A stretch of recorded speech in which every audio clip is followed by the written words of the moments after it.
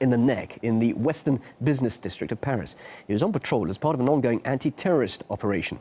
The attacker, reportedly a man of North African origin, is now on the run. French President Francois Hollande has said he will look at whether there was any connection with a murder in London on Wednesday. A British soldier was decapitated by two attackers with a machete, sparking a wave of Islamophobic violence there. Well, for more on this, now let's cross live to journalist Sukant Chandan, who's in London. Well, President Hollande hasn't actually said there's a likely connection between the Paris and London attacks, but do you think it is likely? I think it's likely, at least in the sense that if it's true that this attack took place, etc., it seems like a similar pattern to in the type of strategical and ideological approach of the pro-Al-Qaeda type of so-called jihadi groups, similar to Islam for UK of Anjem Choudhury and Omar Bakri Mohammed and Al-Muhajirun, etc. But I think we need to understand, because there's two basic explanations that people give. People either take the French government or the British government line on things like Woolwich the other day, or what's happened in Paris today, or they say it's all about foreign policy of France or Britain. And I don't think those two positions really hold enough substance as an explanation, because yesteryear, yes, we did have international terrorism, which was a direct response and resistance to Western foreign policy of the type of Wadi Haddad of the PFLP, Carlos the Jackal, and in the Algerian National Liberation War. In France, you had sabotage of factories, and you had also French radical leftists joining in with the Algerians to conduct sabotage. But what we're seeing today is, I think the Western intelligence services have done their research and they've developed a new form of manipulating that anger, which is undoubtedly there. Undoubtedly, our young people are seething with anger at the injustice, and they have the humanity to identify in commonality with the victims of imperialist policy throughout the region. But the difference between yesteryear and today is that these groups are facilitating everything, everywhere they go, everything they touch. The result is that imperialism gains and Muslims lose. So really, we have to start dissecting this in a bit more of a nuanced and sophisticated manner. OK, but the fact is that it seems that the Woolwich attackers were acting on their own. They weren't part of a major network. It seems perhaps this could be the case in Paris, if it is a lone wolf attacker, as it were. Sukant, how do you deal with that when it is obviously a homegrown ideology, something coming from those people themselves rather than being part of an organisation?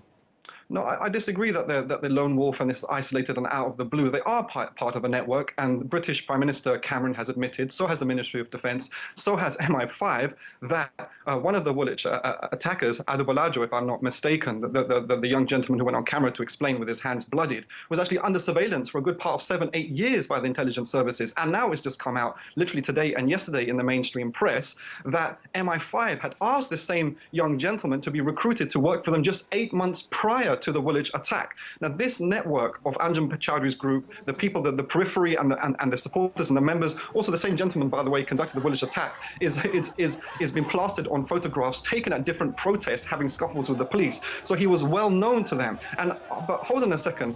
On the one hand, they're saying, oh, the British foreign policy is the reason why we're conducting this gruesome terrorist act. On the other hand, the same person and his group and his leaders are asking everyone to go to Syria to fight a so-called jihad. Syria is not occupying any Muslim lands. Syria is a resistant state of the global south. OK, so, if foreign policy is at the heart of this, do you think that France, Britain and other governments may rethink their military policies in Muslim countries now?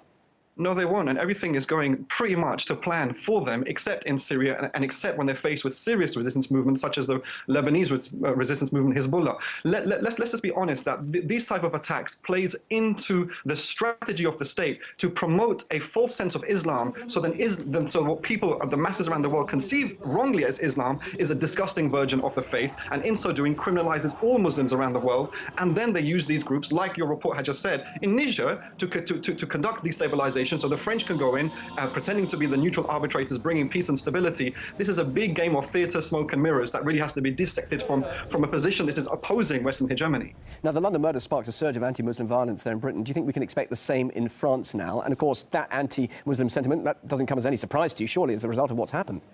Exactly, and that's part of the state strategy, is to make sure that everyone is pointing fingers at everyone but the actual arbitrators of the economic crisis, of police corruption, of a unjust and immoral foreign policy, i.e. those in power in France and those in power. But nevertheless, you can't excuse the extreme violence and shocking horror of what's happened in the streets. No, absolutely. I don't justify. I oppose it. But what I'm saying is that this type of activity took place yesteryear, which had a universalistic kind of ideological approach, which developed solidarity among actual liberation movements. These people are not attached to any liberation movements. They're attached to destabilization, traumatizing, divisive, and violently sectarian ideological movements, as we can see clearly in the cannibalistic tactics of those so-called rebels, nothing but death squads in Syria and in Libya before that. Sukant Chandan, thank you very much indeed for your comments live here on RT. A French soldier has been taken to hospital after being stabbed in the neck in the Western Business District of Paris. He was on patrol as part of an ongoing anti-terrorist operation. The attacker, reportedly a man of North African origin, is now on the run. French President Francois Hollande has said he will look at whether there was any connection with a murder in London on Wednesday. A British soldier was decapitated by two attackers with a machete, sparking a wave of Islamophobic violence there. Well, for more on this, now let's cross live to journalist Sukant Chandan, who's in London. Well, President Hollande hasn't actually said there's a likely connection between the Paris and London attacks, but do you think it is likely? I think it's likely, at least in the sense that if it's true